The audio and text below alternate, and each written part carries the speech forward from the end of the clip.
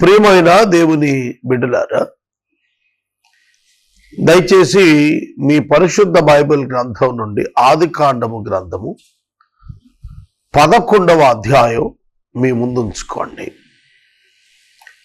ఆదికాండము గ్రంథము మోషే వ్రాశాడు. మోషే వ్రాసిన 5 కాండాలలో మొదట నిర్గమకాండం రాశాడు. వారు ఇశ్రాయేలు అరణ్య యాత్ర చేస్తున్న కాలంలో మోయాబు మైదానాల యొద్ద వారు యోర్దాను తూర్పు భాగాన మజిలీ చేశారు. ఆ మజిలీ కాలములో విరామంలో మోషే మొదట నిర్గమకాండం రాశాడు. దాని యొక్క రుజువులు, దాని యొక్క ముందస్తు సమాచారం నిమిత్తం తదుపరి ఆదికాండము వ్రాశాడు. కనుక క్రీస్తు పూర్వము 1450 సంవత్సరాలప్పుడు మోషే వ్రాసినటువంటి ఈ గ్రంథాల్లో ఆనాటికి ఉన్నటువంటి దేశాలు, వాటి యొక్క చరిత్రలు అభివృద్ధి చెంది ఉన్నాయి గనుక ఆ ప్రాంతాల పేర్లను ఉటంకిస్తూ రాశాడు. మోషే కాలానికే బబులోను దేశం, కనాను దేశం, ఐగుప్తు దేశం ఇవన్నీ కూడా ఏర్పడి ఉన్నాయి. దేశాలు అసలు ఎప్పుడు ఏర్పడ్డాయి, ఎలా ఏర్పడ్డాయి, మనుషులు ఎలా భూమి మీదకి వచ్చారు, ఎలా విస్తరించారు, ఇది పేర్లతో సహా, చరిత్రతో సహా, సంభవాలతో సహా చెప్పింది బైబిల్ మాత్రమే. అనేక మతాలు ఉన్నాయి, అనేక మత గ్రంథాలు ఉన్నాయి, కానీ మానవుని యొక్క ఆవిర్భావం మొదలు ఆ మానవుల యొక్క ఆవిర్భావాన్ని మరియు ఆ ఆవిర్భావం వెంబడి సంభవించినటువంటి వరుస పరిస్థితులను మరియు దేశములుగా వర్ధిల్లుటను గుర్చిన వివరమును, మనుషుల యొక్క ఆధ్యాత్మిక పతనమును, ఇవన్నీ కూడా వర్ణించింది బైబిల్ మాత్రమే. ఆదికాండము 10వ అధ్యాయం 25వ వచనంలో మనకు ఏబెరునకు 2 కుమారులు పుట్టిరి, వారిలో ఒకని పేరు పెలెగు. పెలెగు దినములలో భూమి దేశములుగా విభాగింపబడెను.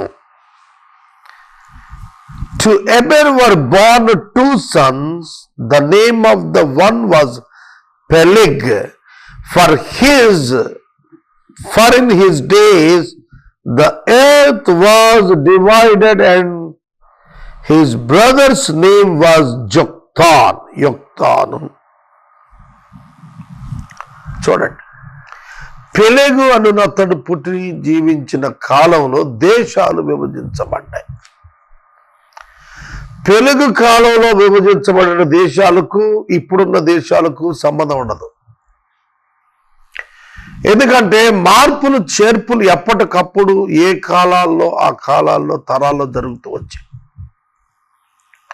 అంతెందుకు, మన దేశాన్ని తీసుకోండి, పాకిస్తాను, బంగ్లాదేశ్, బర్మా, ఇండియా ఇవన్నీ కలిసే ఉండేవి. శ్రీలంక ఇవన్నీ ఒకప్పుడు కలిసే ఉండేవి. తర్వాత కాలంలో అవి విడిపోతూ వచ్చాయి. అలాగే మనం మద్రాసు తీసుకుంటే తర్వాత ఆంధ్ర విడిపోయాయి. ఆంధ్ర నుండి మన తెలంగాణ విడిపోయి 3 రాష్ట్రాలు అయ్యాయి, తమిళనాడు, తెలంగాణ మరియు ఆంధ్రప్రదేశ్. కనుక ఎప్పటికప్పుడే ఇప్పుడు మరలా మనకు నియోజకవర్గాలు పెంచాలని పోరాటాలు జరుగుతున్నాయి ఈ కాలంలో. వాటిల్లో కూడా భౌగోళిక పరిస్థితుల మధ్య, భూగోళ పరిస్థితుల్లో, నైసర్గిక పరిస్థితుల మధ్య గీట్లు వస్తాయి. గోదావరి అవతల తూర్పు గోదావరి, గోదావరి అవతల పశ్చిమ గోదావరి, కృష్ణానది పరివాహకంలో కృష్ణానది తీరంలో కృష్ణా జిల్లా. ఇలా మనం చూస్తున్నప్పుడు వివిధ కాలాల్లో మార్పులు చేసుకున్నాయి. కనుక మనం గమనించినట్లయితే ఎస్తేరు గ్రంథాన్ని చూస్తే అహష్వేరోషు పరిపాలన చేస్తున్నటువంటి దినాల్లో భారతదేశం అతని యొక్క పరిపాలన క్రింద ఉన్నట్లుగా చూపించబడింది. 127 సంస్థానాలు అహష్వేరోషు యొక్క సంస్థానాలు. అందులోనే ఈ యొక్క భారతదేశము మరియు ఆసియా ఖండంలోని ఇతర ప్రాంతాలు కొన్ని కనిపిస్తాయి. కనుక డివిజన్స్ ఆఫ్ ద కంట్రీస్, దేశాలు వాటి యొక్క బదలాయింపులు, విడిపోవటాలు, వాటి యొక్క హద్దులు, ఇవన్నీ కూడా పెలుగు అనేటువంటి వ్యక్తితో ప్రారంభమయ్యాయి. అతను జీవించినప్పుడు ప్రారంభమయ్యాయి. మనకు ఆదికాండం 11వ అధ్యాయంలో షినారు దేశము కనిపిస్తుంది. అక్కడ బాబేలు టవర్ గురించి రాశాడు. షినారు దేశం, బాబేలు టవర్. ఈ వృత్తాంతం ఇంకా దేవుడు అబ్రహామును పిలవక పూర్వపు వృత్తాంతం. అబ్రహామును దేవుడు పిలవక పూర్వపు వృత్తాంతం. కనుక అప్పుడు యునైటెడ్ హ్యుమానిటీ ఉంది. ఇప్పుడు డివైడెడ్ హ్యుమానిటీ. ఎట్లా? భాష పేరిట మనం డివైడ్ అయిపోయాం. మనం తెలుగు మాట్లాడతాం, తమిళనాడులో తమిళం మాట్లాడతాడు, కర్ణాటకలో కన్నడ మాట్లాడతారు, మనకు కేరళకి వెళ్తే మలయాళం మాట్లాడతారు, మహారాష్ట్ర వెళ్తే మరాఠీ మాట్లాడతారు, పంజాబ్ వెళ్తే పంజాబీ మాట్లాడతారు, ఢిల్లీ పోతే హిందీ మాట్లాడతారు, ఒరిస్సా వెళ్తే ఒరియా మాట్లాడతారు, బెంగాల్ వెళ్తే బెంగాలీ మాట్లాడతారు. ఒకే ఇండియా కదా, ఒకే దేశం. ఇన్ని భాషలు, 14 జాతీయ భాషలు. ఇన్ని భాషలు ఏమిటి? కనుక భాషలు పేరిట మనం విడిపోయాం, సంస్కృతుల పేరిట విడిపోయాం, దేశముల పేరిట విడిపోయాం. ఒకప్పుడు అలా లేదు. ప్రారంభంలో ఆదికాండం 11వ అధ్యాయంలో నోవాహు యొక్క కుమారుల యొక్క సంతానం విస్తరించిన తరువాత 10 జనరేషన్స్కి అబ్రహాం వచ్చాడు నోవాహు నుండి. అప్పటి వరకు ఆ ప్రజలు విస్తరించినప్పుడు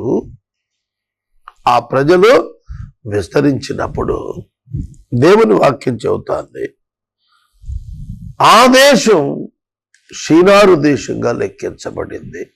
అక్కడ ఒక మైదానం ఉన్నది. ఆ మైదానములో ఆనాటి మనుషులు, యునైటెడ్ హ్యుమానిటీ, విడిపోయినటువంటి తరముగా ఉన్న మానవ జాతి ఆ స్థలంలో అనుకున్నది ఏమిటంటే ఒక మహాశిఖరాన్ని కట్టాలనుకున్నారు.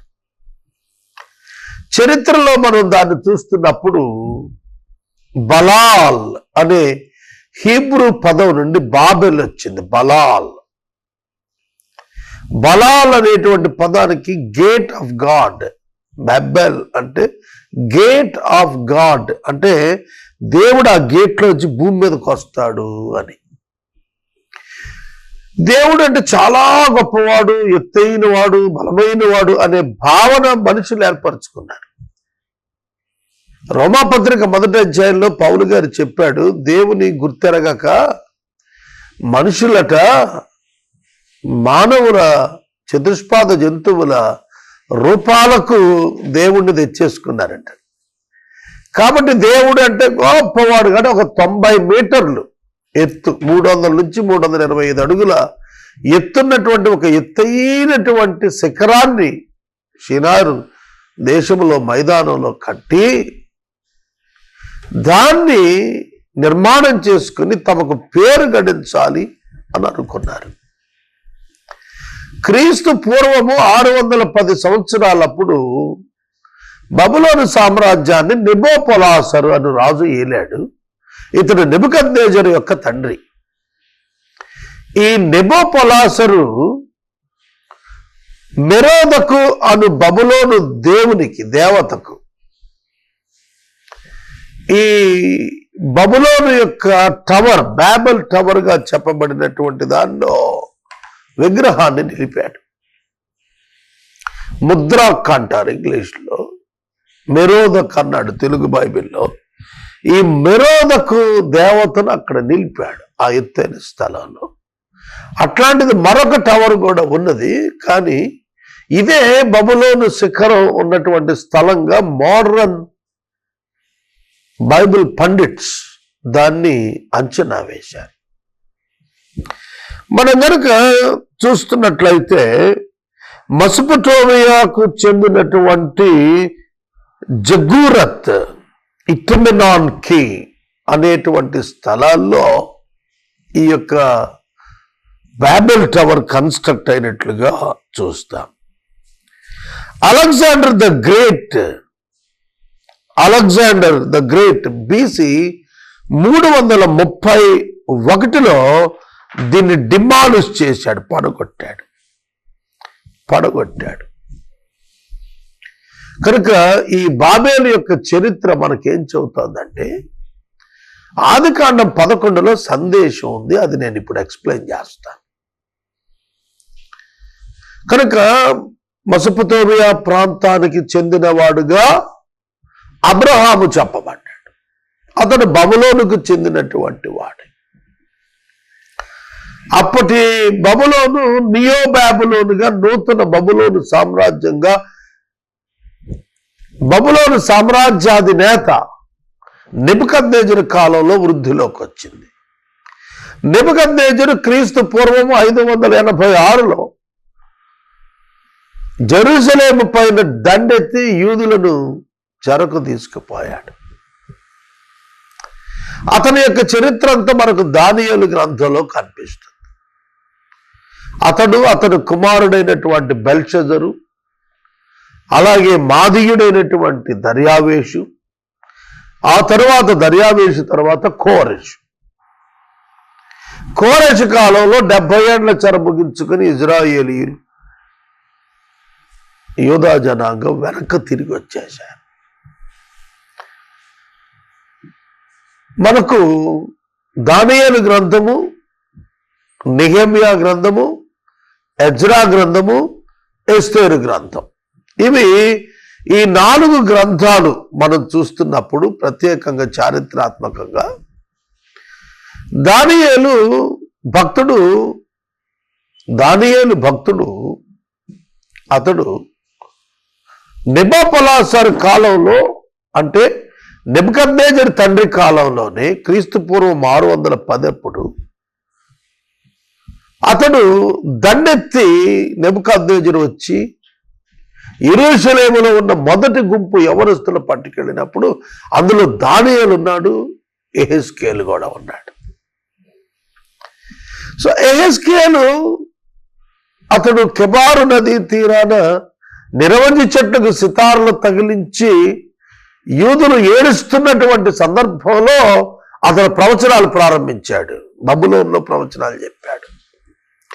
అదే సమయంలో యూదా ప్రాంతంలో జెరూసలేంలో ఇర్మియా ప్రవచనాలు చెబుతున్నాడు. యెషయి బబులోను చెరకు వెళ్ళక ముందు యూదా వారికి ప్రవచనాలు చెప్పాడు. క్రీస్తు పూర్వం 722లో ఇశ్రాయేలు దేశపు 10 గోత్రాల వారు అష్షూరుకు చెరకు వెళ్ళారు. అష్షూరుకు వారి చెరకు వెళ్ళిన తరువాత 130 సంవత్సరాలకు, సుమారుగా 130 సంవత్సరాలకు యూదావారు బబులోనుకు చెరకెళ్ళారు. బబులోనుకు యూదావారు చెరక వెళ్ళిన తరువాత నెబుకద్నెజరు అష్షూరు మీద దండెత్తి దాన్ని జయించి తన రాజ్యంలో కలుపుకున్నాడు. తద్వారా బబులోను క్రిందకు 12 గోత్రాల ప్రజలు కూడా వచ్చేశారు. యూదా వారు 70 సంవత్సరాలు చెరలో ఉంటారని దానియేలు గ్రంథంలో ఆ 70 సంవత్సరాల నెరవేర్పు మనకు ఖచ్చితంగా కనిపిస్తుంది. ఇర్మియా చెప్పాడు 70 ఏళ్ళు మీరు చెరలో ఉంటారని. Total span of JUDA dwell in the exhale of Babylon is 70 years. 586లో వెళ్ళి 516లో వాళ్ళు తిరిగి దేవాలయాన్ని కంప్లీట్ చేశారు. ఒక లెక్క అది 70 సంవత్సరాలు. క్రీస్తు పూర్వం 605లో మొదటి గుంపు వెళితే క్రీస్తు పూర్వం 536లో వెనక్కి తిరిగి వచ్చారు. అది కూడా 70 సంవత్సరాల కౌంట్ సరిపోతుంది. కనుక దేవాలయాన్ని పడగొట్టినప్పటి నుంచి దేవాలయం మరలా నిర్మాణం చేయుటకు వెనకకు పంపేటప్పటికీ 70 ఏళ్ళైంది. 586 నుండి 516. మొదటి చెరకెళ్ళిన వారు క్రీస్తు పూర్వం 605 నుంచి 535కి అది 70 సంవత్సరాలే. కనుక ఇలాగ మనం లెక్కేస్తున్నప్పుడు ఈ బబులోను యొక్క చరిత్ర మనకు బాబేల్ అని చెప్పబడిన శిఖరం అక్కడ ఉన్నట్లుగా తెలుస్తుంది. ఇవి భౌగోళికంగా కొన్ని మార్పులకు గురవుతూ వచ్చి ఉన్నాయి ఖచ్చితంగా. ఇంకా భవిష్యత్ కాలంలో ఇంకెన్ని మార్పులు వస్తాయో మనకు తెలియదు. ఈ బాబేలు యొక్క శిఖరం యొక్క వివరములలోకి మనం వెళుతున్నప్పుడు దీనిని మనం చూస్తే బోర్సిప్పా అనే స్థలం బాబిలోన్ సిటీకి దగ్గరగా ఉంది. బోర్సిప్పా అనే స్థలం. ఆ బోర్సిప్పా అనే స్థలంలో ఈ యొక్క టవర్ నిర్మాణం చేశారు. గేట్ ఆఫ్ ద గాడ్ అంటే దేవుడు బబులోన్ పట్టణంలోనికి ప్రవేశించటానికి అన్నమాట వాళ్ళు తయారు చేసుకుంది. కనుక ఒక డోర్ ఉండాలి. గేట్ ఆఫ్ గాడ్ దేవుడు ఒక ద్వారం గుండా వస్తాడు. అంటే మానవుల దగ్గరికి దేవుడు రావటానికి ఒక ద్వారం కావాలి. ఆ ద్వారమే బాబెల్ టవర్ కావాలనుకున్నాడు. వాస్తవంగా మానవుడు దేవుడి దగ్గరికి రావటానికి దేవుడు నిర్మించాలనుకున్న door Jesus Christ, not the Babel. అందుకే అక్కడ కన్ఫ్యూజన్ వచ్చింది. జీసస్ దగ్గర క్లారిటీ వచ్చింది. మెరోదకు అనేటువంటి దేవత ఉన్నాడని, ఆ దేవత తమను రక్షింప వస్తాడని బబులోనీయులు వాళ్ళు ప్రయత్నం ప్రారంభించి చేశారు అనేది వాచం తెలియబడతారు. కనుక 11వ అధ్యాయానికి మీరు వెళితే ఇందులో కొన్ని మాటలు చెబుతాను ఇవాళ ఉన్న సమయాన్ని బట్టి. తూర్పునకు ప్రయాణమై వెళ్ళారట ప్రజలు. నోవహు యొక్క కుమారుల యొక్క వంశాలు 10వ అధ్యాయము ఆదికాండములో రాశారు. హాము యొక్క కుమారులలో కనాను పుట్టాడు. ఆ కనాను నుండి దేశంలో అనేకమైనటువంటి జాతులు వచ్చాయి. అలాగే మనకు వాక్యములో మనము చూస్తున్నప్పుడు అబ్రహాము యొక్క సంతానము షేము నుండి వచ్చినట్లుగా చూస్తాము. షేము యొక్క సంతానము నుండి వచ్చినటువంటి 10వ తరము వాడైన అబ్రహాము, హాము యొక్క సంతానము నుండి వచ్చిన కనాను నుండి ఉద్భవించినటువంటి యెబూసీయులు, అమోరీయులు, గిర్గాషీయులు, హివ్వీయులు, అర్కీయులు, సినీయులు, అర్వాదీయులు, సెమారీయులు, హమాతీయులు అనేటువంటి కనానీయుల వంశాలున్నవే. ఆ వంశాలన్నీ కూడా జాతులుగా ఎదిగిపోయాయి. తర్వాత వాళ్ళు మళ్ళీ ప్లేసెస్ డివైడ్ చేసుకుని దేశాలుగా ఎదిగిపోయారు. ఆ దేశాల యొక్క సమూహమే కనాను దేశం.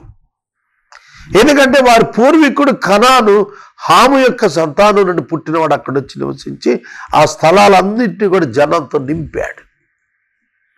కనుక ఆ స్థలాల్లో దేవాది దేవుడు పాలుతేనెలు ప్రవహించు ఆ స్వాస్థ్యాన్ని ఇజ్రాయేలు జనానికి హ్యాండ్ ఓవర్ చేయటానికి ఇవ్వటానికి దేవుడు అబ్రహామును ఏర్పరుచుకుని ఆ స్థలానికి తీసుకొచ్చాడు.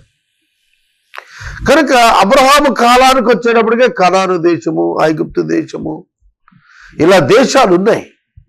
మోసేకి వచ్చేటికి ఇంకా మోర్ క్లారిటీ, జనం ఇంకా పెరిగారు.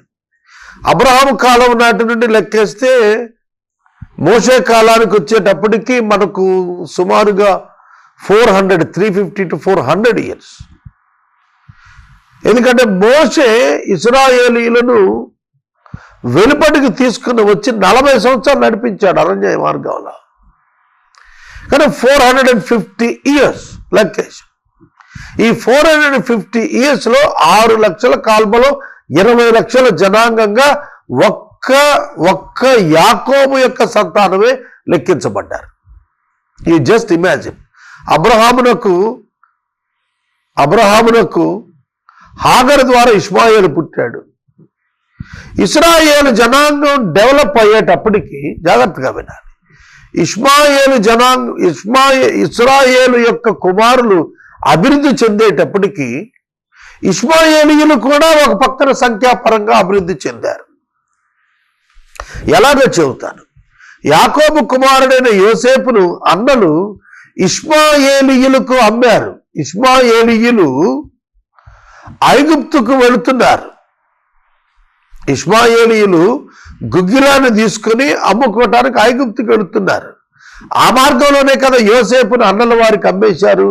అప్పటికి ఇష్మాయేలీయుల జాతి వృద్ధి చెందేసింది. అర్థమైందా? తర్వాత ఇజ్రాయేలు జాతి అభివృద్ధి చెందింది. ఇష్మాయేలీలే కాదు, అబ్రహామునకు ఇస్సాకునకు 2 కుమారులు. ఇస్సాకునకు ఏశావు, యాకోబులు. ఏశావు సంతానం మళ్ళా వేరేగా అభివృద్ధి చెందారు. ఎదోమీయులుగా వాళ్ళు అభివృద్ధి చెందారు. ఇష్మాయేలీయులు అబ్రహాము నుండే, ఎదోమీయులు అబ్రహాము నుండి ఇస్సాకు నుండే. మళ్ళీ యాకోబు దగ్గరికి వచ్చేటప్పటికి 6 లక్షల కాల్మలో 20 లక్షల జనం ఐగుప్తులో తయారైపోయారు. 70 మంది వెళ్ళి 20 లక్షల మంది అయ్యారు వాళ్ళు. అందులో 6 లక్షల పురుషులు కాల్బలం, పిల్లలు, ఆడవాళ్ళు, ముసలివాళ్ళు కాక. కానీ ఇలా మీరు చూడండి, భూమి మీద స్పష్టంగా జనం విస్తరించినట్టుగా తెలియపరిచిన ఏకైక గ్రంథం బైబిల్ గ్రంథమే. ఏ మత గ్రంథాల్లోనూ ఈ విధంగా ఒక్క మనిషి నుండి దేశాలు ఇలా విస్తరించాయని చెప్పలేదు. అందులో షినారు దేశంలో బాబేలు శిఖరాన్ని వాళ్ళు కట్టడానికి కారణం ఏంటంటే పేరు సంపాదించుకోవటానికి వాళ్ళు కట్టారు. పేరు సంపాదించుకోవటానికి. ఆ బాబేలు శిఖరం నిర్మాణం అయ్యేటప్పటికీ భూమి మీద మనుషులందరికీ ఒకే భాష ఉన్నది. దీన్ని రేపటి దినం కూడా నేను బాబేలుని గురించి కొన్ని మాటలు చెబుతాను.